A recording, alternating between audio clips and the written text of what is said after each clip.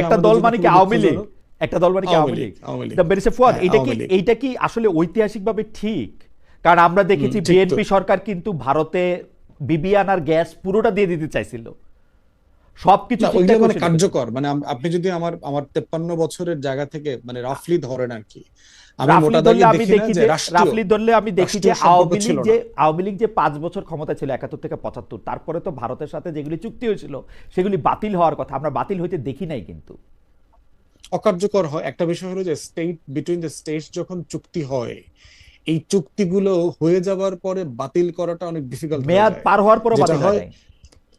আপনি যেটা করতে পারেন সর্বোচ্চ নতুন করে হয়েছে, ওইটাই বলতে হবে, ওইটা টেকনিক্যাল রিজনে হয়, তখনকার ডিপ্লোম্যাটিক সম্পর্ক ধরে রাখা। বাট কার্যকর সম্পর্কের কথা বলছি, কার্যকর সম্পর্ক হয় যখন আপনি একটা দেশ হিসাবে আরেকটা দেশের সভরেন্টিকে রেসপেক্ট করেন, একটা দেশ হিসাবে আরেকটা দেশের জনগণের সেলফ রেসপেক্ট, ডিগনিটিকে আপনি মর্যাদা দেন, সম্মান দেন।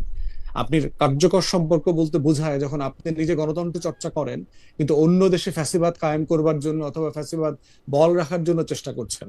কার্যকর সম্পর্ক হচ্ছে আজকে খালেদা জিয়ার জন্য আপনি স্ট্যাটাস দিচ্ছেন, কিন্তু এই বিএনপির সাথে তো আপনি 11 বছর মিটিং করেন নাই বাংলাদেশে, আপনি দেখা তো করেন নাই। 11 বছর মিটিং বাংলাদেশে না করলেও বেরসে ফুয়াদ, আমি মনে করাই দিই, বেগম জিয়া যখন বিরোধী দলের নেত্রী, তিনি একবার দিল্লি সফর করেছিলেন, তাকে বাংলাদেশের সকল সাবেক এবং বর্তমান সরকার প্রধানের মধ্যে সবচেয়ে বেশি মর্যাদা ভারত দিয়েছিল, লাল গালিচা টালিচা বিছায় একটা কেলেঙ্কারি কাণ্ড। রাইট, সেটা সত্য, কিন্তু প্রশ্ন হচ্ছে যে এই মানে সিরিমোনিয়াল রিলেশনশিপের থেকে আমি তো ফ্যাক্টস দেখতে চাই, আমার আমি মনে করাই দেই, জিয়াউর রহমান যখন ক্ষমতায় আসলেন, ইন্দিরা গান্ধী জিয়াউর রহমানকে ফেলিসিটেট করার সময় যেসব কথাগুলি বলেছেন সেগুলো তো সব রেকর্ডেড। আপনি সেটার মধ্যে যদি আপনি দেখেন তাহলে আপনি দেখবেন জিয়াউর রহমানের সাথে ইন্দিরা গান্ধী কি ধরনের সম্পর্ক করতে চেয়েছেন।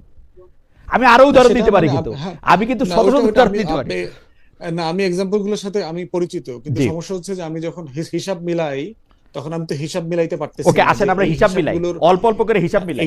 ধরেন ইউনূস সরকার আইসা কি হাসিনা সরকারের একটা চুক্তিও সামনে আনছে বা বাতিল করছে?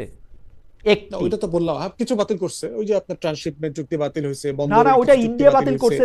ইন্ডিয়া বাতিল করছে, তার একটা মানে আমি এটা কি বলবো, এটা বাতিলও না, এটা তো ঠেলায় পইরা। আপনি এটা খুব ভালো করে জানেন, ব্যবহার করার চুক্তি ছিল, সেগুলো বাতিল করেছে, সেগুলো ইন্ডিয়া আগে করছে, সেগুলো ইন্ডিয়া আগে করছে। রাষ্ট্র না, সরকারও কিছু করেছে, যেমন ট্রেন 14টা পয়েন্টে যে ট্রেন চলাচল ওগুলো এমনিও চলতো না, সেটা অন্তর্বর্তীকালে চলতো কিনা সেটা অন্য আলোচনা, বাট চুক্তি ছিল সেটা সরকার বাতিল করেছে।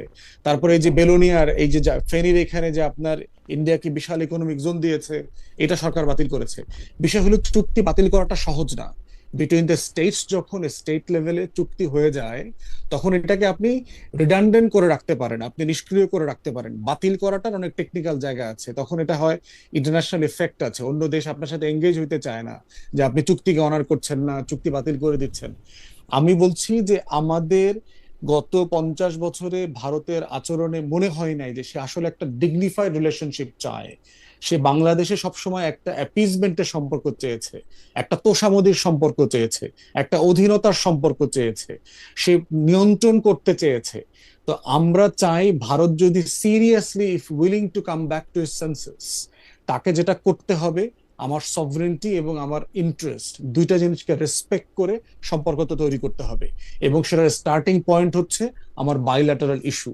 আমাকে আপনি কয়টা লাল গালিচা দিয়া রিসিভ করলেন, এরপরে আপনি সীমান্তে আবার আমার 1400 লোক মাইরা ফেললেন, আপনি আমাকে অনেক বড় সুন্দর করে ফ্যাসিলিটেশন বক্তব্য দিলেন, শুনাইলেন, আমাকে সব প্রধানমন্ত্রীকে ডাইকা আইনা আমাকে রাতের বেলা খাওয়াইলেন।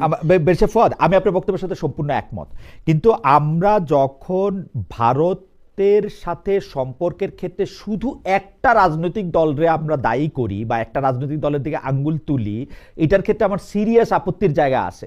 কারণ আমার কাছে আমি দেখি ভারতের ক্ষেত্রে বাংলাদেশের পররাষ্ট্রনীতির কোনো বদল এই 53 বছরে আমি সিরিয়াসলি দেখি না।